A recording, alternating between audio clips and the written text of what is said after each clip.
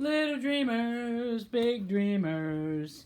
Dudes, tonight I have a board book, and I know that might sound really different. My name is Miss Ang. I'm from the Shaler North Hills Library.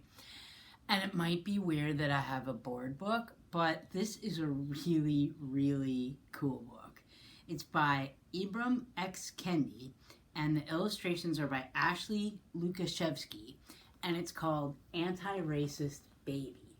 And this is just such a beautiful, wonderful book. Let me just read the back here while you take a look at the cover. Anti-racist baby is bred, not born. Anti-racist baby is raised to make society transform. Anti-racist baby celebrates all our differences, uses words to talk about racism, understand that people aren't the problem, policies are. Learn to imagine a world without racism with Anti-Racist Baby. And board books are traditionally for babies, and this book certainly is. And they're called board books because they're board, like made out of thick board instead of paper, because babies like to chew and rip things, you know. But this book is for all people, because I think that racism is something that we need to work on every day within ourselves, within our society. I do have to say, this is more than you want to know about me, but my brother and I were both very, very, very extremely blessed to have been raised by two people who just didn't have a racist bone in their body. I mean, my dad really didn't like, he was a grumpy dude. He didn't really like people in general, but he didn't mince words about things. And so whenever somebody would be making like a stupid statement about racism, he would actually say it's stupid. And I know like these days we don't like to say things are stupid, because that can be thought of in many different ways. But my dad would just simply say that racism, the idea of race in general, and the idea that people are good at things or bad at things because of the color of their skin, that kind of thing. Like, he would just be like, that's stupid. But he would use other words that we don't use on television or YouTube. But anyway, that was my dad. And so I'm very fortunate that my brother and I were both raised to be anti-racist babies. I just want to read this book to you. Like, it's a great one. It's a great one. I'm going to try to get the pictures better, too. Anti-racist baby is bred, not born. Anti-racist baby is raised to make society transform. Babies are taught to be racist or anti-racist. There's no neutrality. Take these 9 steps to make equity a reality. Number 1. Open your eyes to all skin colors. Anti-racist baby learns that all the colors, not because race is true. If you claim to be colorblind, you deny what's right in front of you. Number 2. Use your words to talk about race. No one will see racism if we only stay silent. If we don't name racism, it won't stop being so violent. Number 3. Point at policies as the problem, not people. Some people get more while others get less because policies don't always grant equal access. Number 4. Shout, there's nothing wrong with the people.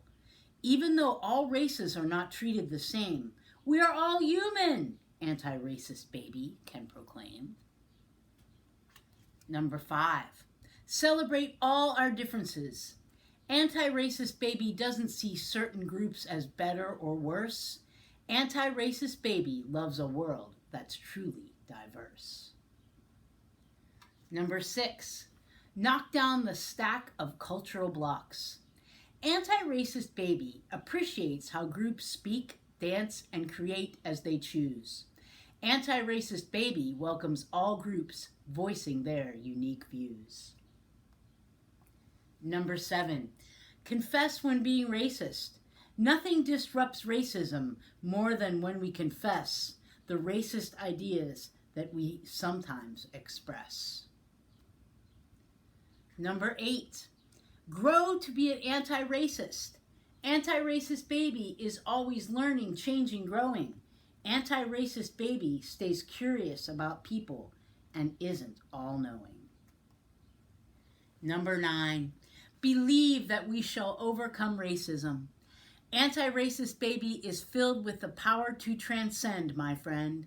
He doesn't judge a book by its cover, but until he reads the end. Let me read that last part over again because it's so good.